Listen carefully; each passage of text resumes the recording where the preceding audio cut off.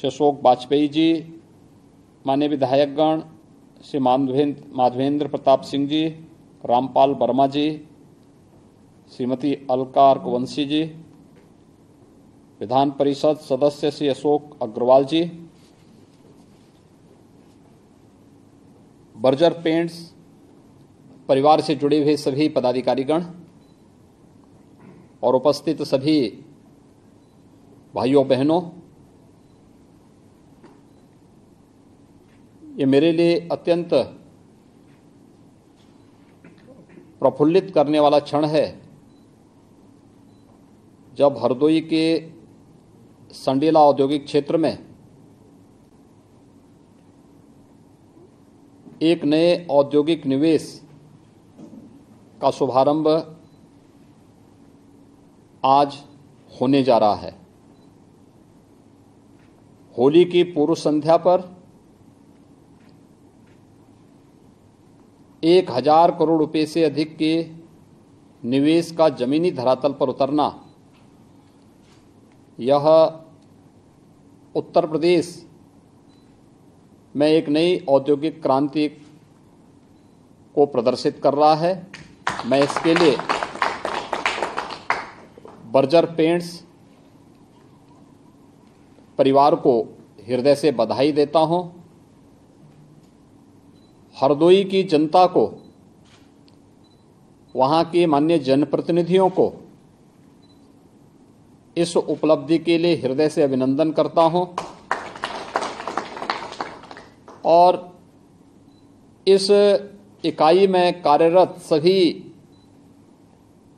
जो कार्मिक हैं उनको होली के इस उपहार के लिए हृदय से बधाई देते हुए अपनी मंगलमय शुभकामनाएं भी उन सब के प्रति व्यक्त करता हूं। मेरे लिए ये क्षण इसलिए भी महत्वपूर्ण है, जब बर्जर पेंट ने अपनी इस नई इकाई के कार्य को आगे बढ़ाने का निर्णय लिया था, वह समय इस सदी की सबसे बड़ी महामारी कोरोना से जूझते हुए पूरी दुनिया ने अपनी आंखों से उस महामारी को देखा है। उस महामारी के सामने दुनिया ने पूरी तरीके से महामारी के सामने पस्त होती हुई मानवता को भी देखा है। लेकिन जहां चुनौती होती है वहीं अवसर के रास्ते भी होते हैं। उन्हीं चुनौतियों के बीच से एक अवसर औद्योगिक विकास विभाग ने संडीला में बनाने का प्रयास किया और आज उसका परिणाम है कि 1000 करोड़ रुपए से अधिक के निवेश के प्रस्ताव को बर्जर पेंट्स की यह नई इकाई जमीनी धरातल पर उतार करके औद्योगिक निवेश के एक नए युग की ओर प्रस्थान कर चुकी है। हम सब जानते हैं कि बर्जर पेंट ने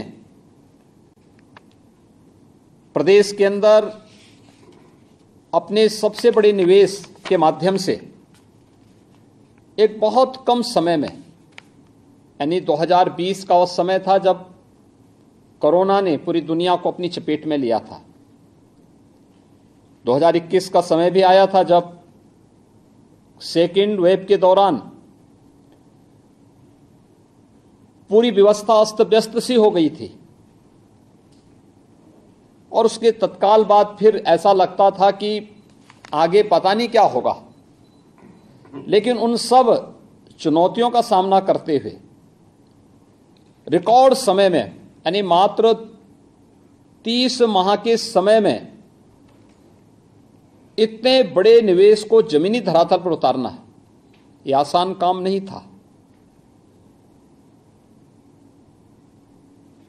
उस कार्य को आगे बढ़ाने का जो कार्य आज संडीला में देखने को मिल रहा है, यह उत्तर प्रदेश के एक नए औद्योगिक प्रवेश को भी प्रदर्शित करता है कि उत्तर प्रदेश आज देश के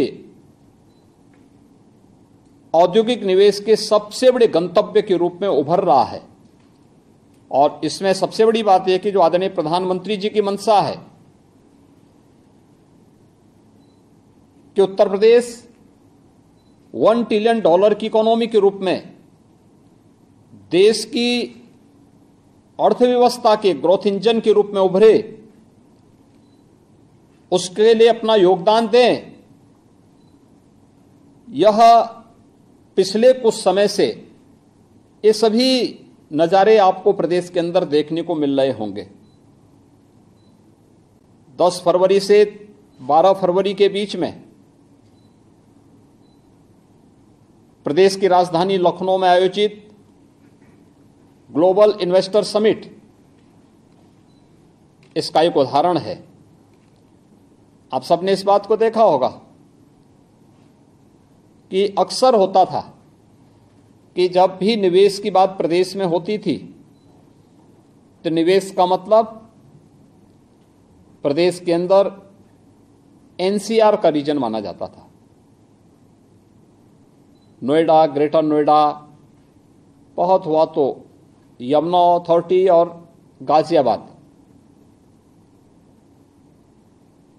2017 के पहले हमारे सामने चुनौती थी। क्षेत्रीय आर्थिक विषमता को दूर करने के लिए क्या कुछ किया जाना चाहिए। निवेश बहुत होता था, राजधानी लखनऊ तक पहुंच पाता था। यानी नोएडा, ग्रेटर नोएडा के बाद गाजियाबाद और गाजियाबाद के बाद फिर लखनऊ, इन चौथे, इसके अलावा कोई पांचवां स्थान नहीं था कि जहां पर कोई भारी भरकम निवेश के साथ आगे बढ़ सके। लेकिन ग्लोबल इन्वेस्टर समिट ने इन सभी मिथकों को तोड़ा है। लगभग 35 लाख करोड़ रुपए के निवेश के प्रस्ताव उत्तर प्रदेश को प्राप्त होना, 10 लाख करोड़ रुपए के प्रस्ताव पूर्वी उत्तर प्रदेश को प्राप्त होना, 4,29,000 करोड़ रुपए से अधिक के प्रस्ताव बुंदेलखंड रीजन को प्राप्त होना, प्रत्येक यानी सभी 75 जनपदों के लिए निवेश के प्रस्ताव प्राप्त होना, यह उत्तर प्रदेश में को देश के बेहतरीन निवेश गंतव्य के स्थल के रूप में देश और दुनिया के सामने प्रस्तुत करता है। इसके लिए टीम यूपी को कार्य करना पड़ा। दुनिया के अंदर, देश के अंदर रोड शोज करने पड़े। अपने प्रदेश की क्षमता को सबके सामने प्रस्तुत करना पड़ा। सेक्टोरियल पॉलिसीज बनानी पड़ी। आदरणीय प्रधानमंत्री जी के मार्गदर्शन में निवेश के लिए जो बुनियादी आवश्यकताएं थीं, उस प्रकार की धरातल के लिए उत्तर प्रदेश को तैयार करना पड़ा। कानून व्यवस्था उत्तर प्रदेश के सामने एक चुनौती थी। पलायन होता था, कोई अपने आप को सुरक्षित महसूस नहीं करता था। जब व्यक्ति ही सुरक्षित नहीं तो पूंजी कैसे सुरक्षित होगी। यह स्थिति 2017 के पहले तक थी। लेकिन आज उत्तर प्रदेश की कानून व्यवस्था दुनिया के सामने, देश के सामने एक नजीर है।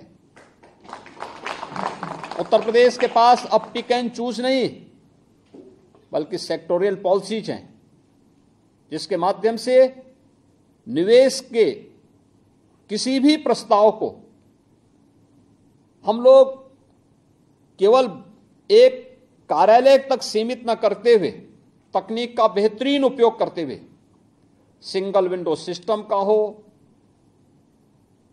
एमओयू मॉनिटरिंग सिस्टम के माध्यम से हो, उद्यमी मित्र के माध्यम से हो, या फिर ऑनलाइन इंसेंटिव मॉनिटरिंग सिस्टम के माध्यम से निवेश के एक एक इंसेंटिव को ऑनलाइन निवेशक तक पहुंचाने की व्यवस्था हो, यानी मानवीय हस्तक्षेप की गुंजाइश जीरो की दिशा में आगे बढ़ने का कार्य जो हुआ, आज उसके परिणाम भी हम सबको मिलते हुए दिखाई दे रहे हैं। हमारे सामने चिंता थी एक समय कि आखिर लखनऊ के बाद हमारे मध्य उत्तर प्रदेश का क्या होगा। हम लोग जब भी आदरणीय प्रधानमंत्री जी के द्वारा विगत 9 वर्ष के दौरान जो विभिन्न प्रकार की लोक कल्याणकारी योजनाएं देश के अंदर घोषित हुई, उसके बारे में देखते थे। सीतापुर में, हरदोई में लाखों परिवार ऐसे मिलते थे जिनके पास रहने के लिए आवास नहीं थे, फूस की झोपड़ियों में रहने के लिए जिन्हें मजबूर रहना पड़ता था, शौचालय नहीं थे।